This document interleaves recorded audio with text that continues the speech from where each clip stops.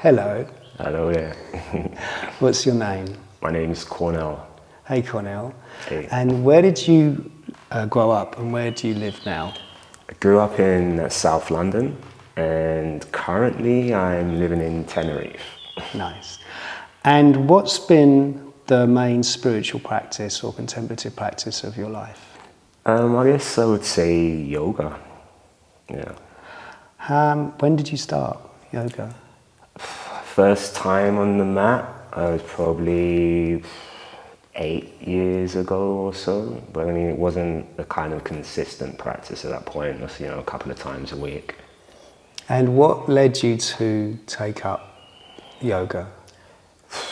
I guess it was that feeling that I sort of had, that connectedness with myself, that kind of knowing which I sort of got from the practice.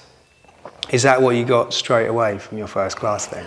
I mean, no, from the first classes I did, I always had this feel-good feeling, we used to do the class at 5 in the evening, end of a working day. However, I always sort of left work after that, sort of on cloud 9, hop, skipping and jumping out of the building.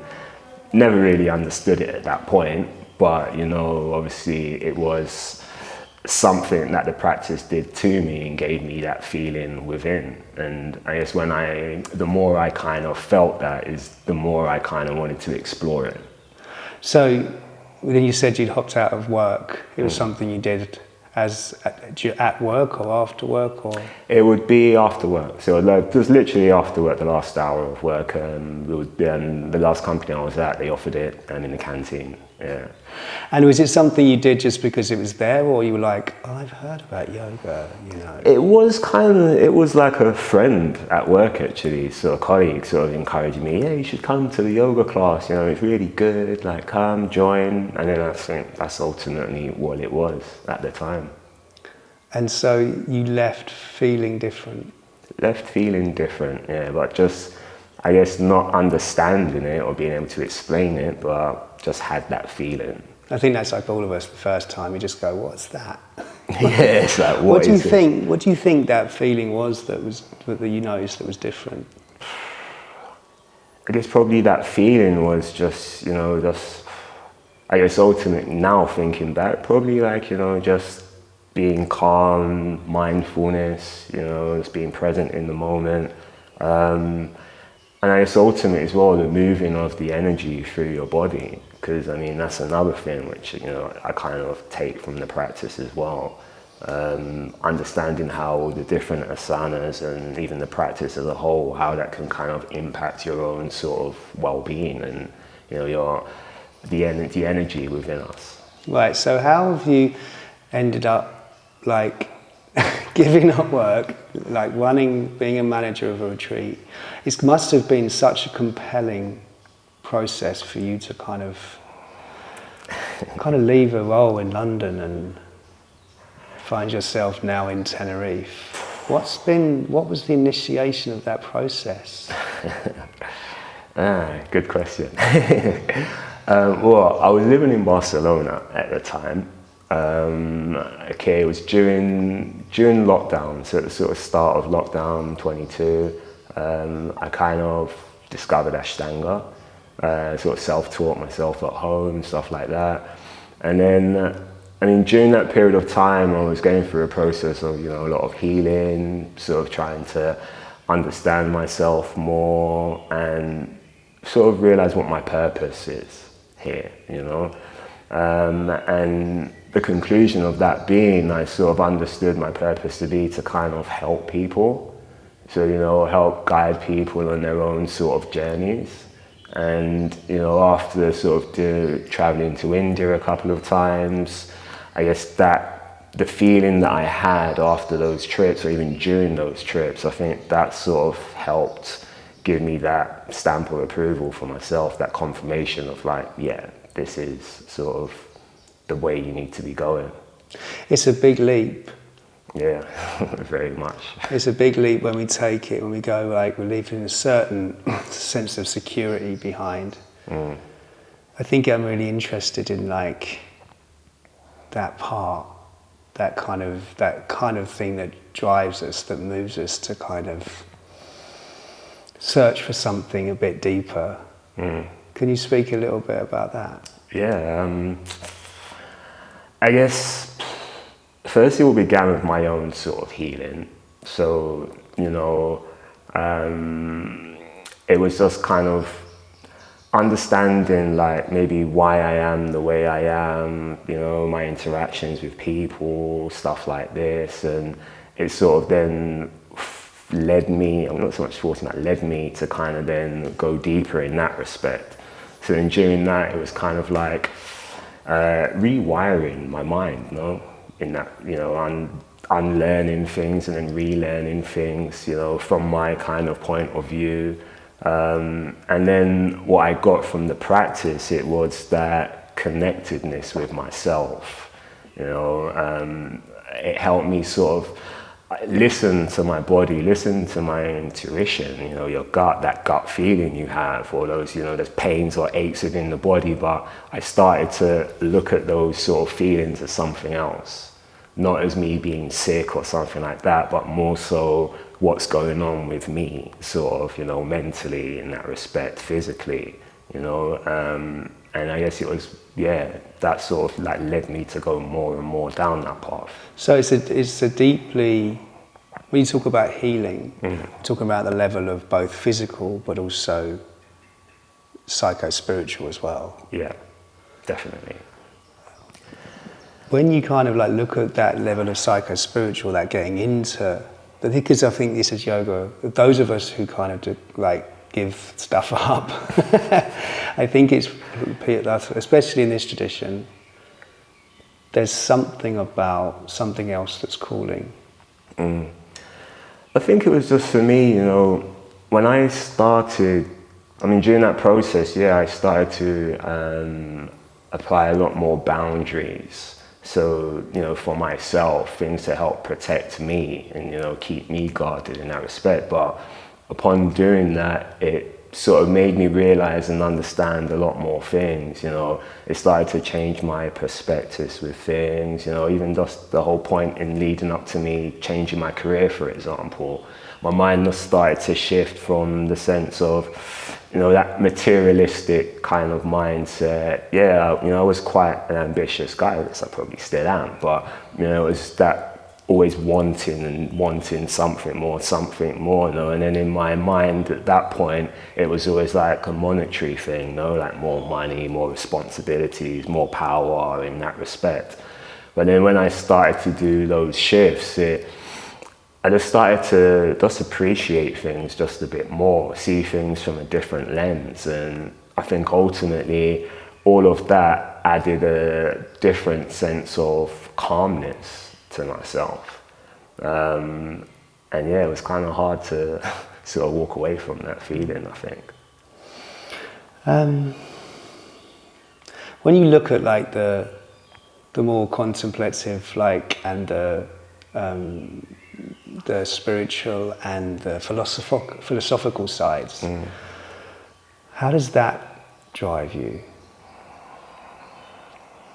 In what respect? Like how, have you read any of the kind of, have you got deep into, have you seen how the philosophy like wrestles, like, yeah. and how that kind of like guides and directs, or is it still something you're kind of?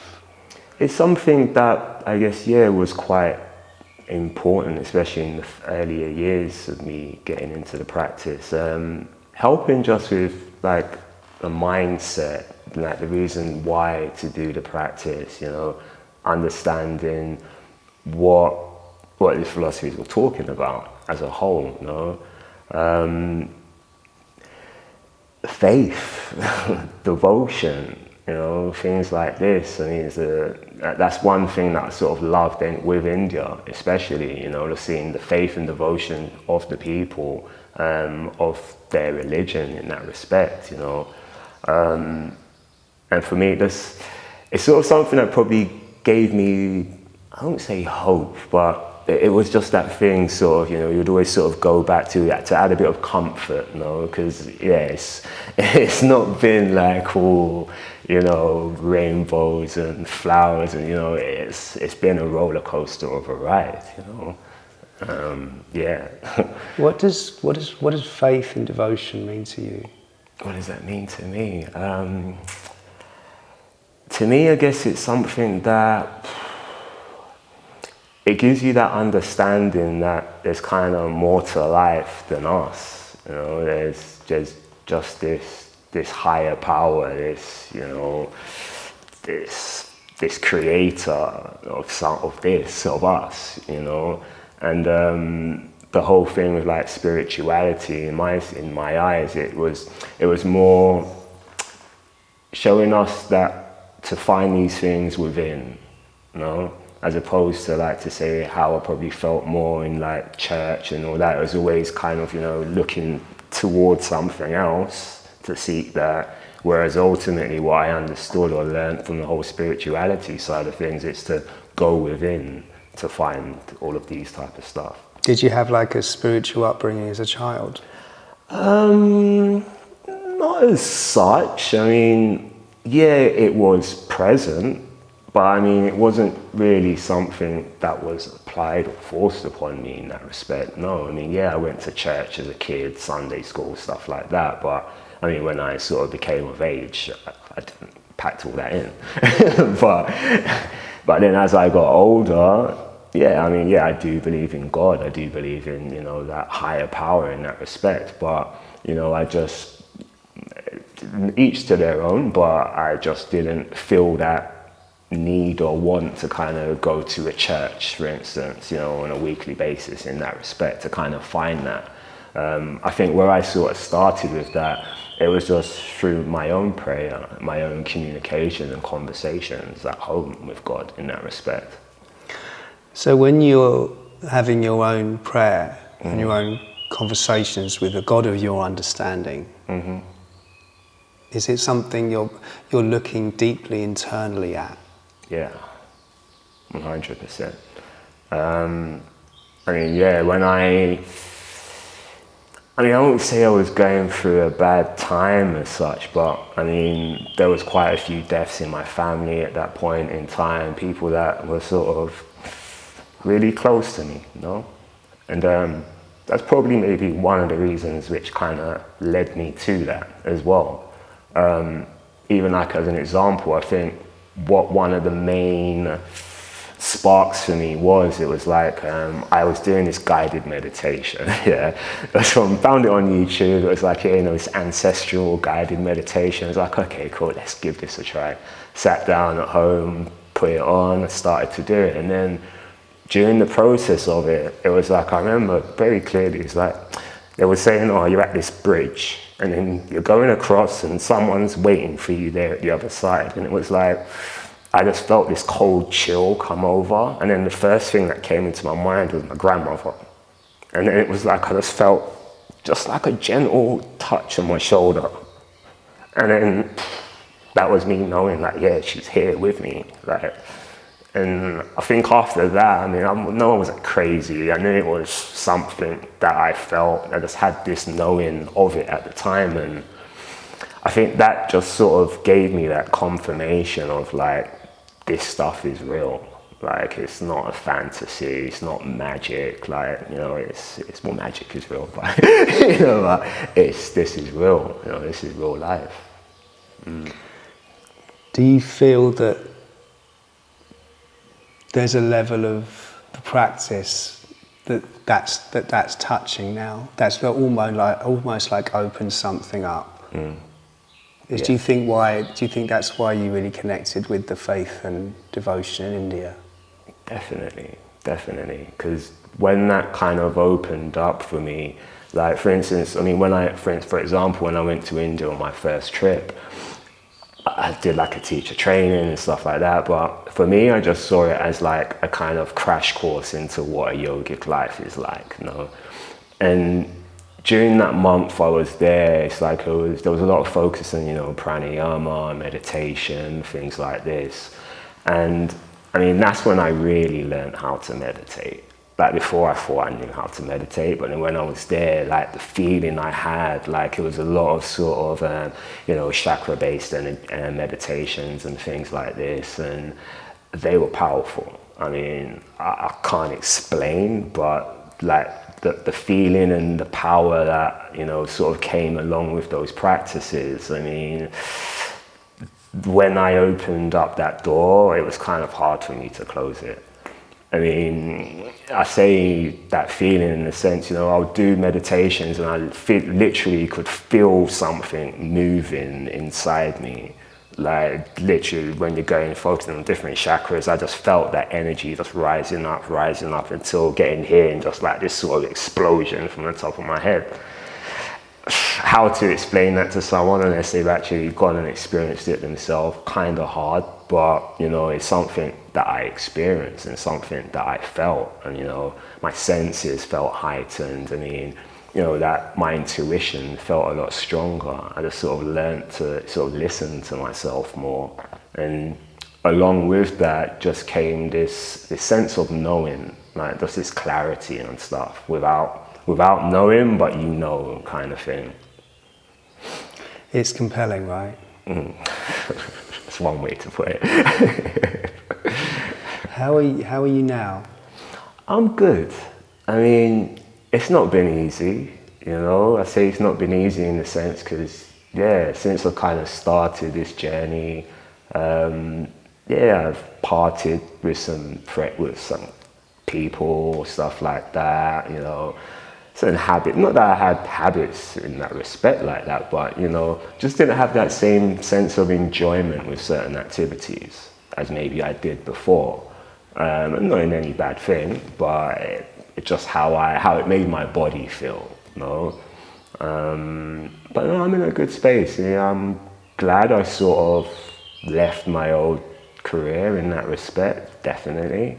I mean, I really enjoyed my job, but, I just felt I had a bigger calling. I just thought, I had, a purpose in life to kind of pursue. And, I truly feel within myself that, I'm on that path right now. It was, I enjoy the practice. I enjoy all the aspects of it, the philosophy and just the sharing of the teachings, etc. And for me, I think that's more important now. We only live one life, and if we're not, I know it's a lot easier said than done to kind of be, working in something that you enjoy or have a deep passion for. But I can say I'm kind of fortunate enough now to, be in that position. Beautiful. Thanks, Cornell. So if there's one thing that, with all of it, that where you could stop and share with others about what you've learned, what would it be?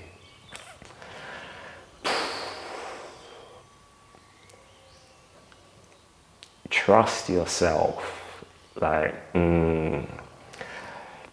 find the kind of practice, whatever it may be, but just something to help, keep you in the present moment, Whether that be like, meditation, a sauna practice, some kind of physical activity, whatever, but there's something just to, take you out of all the chaos and, just help ground you in the moment of here and now.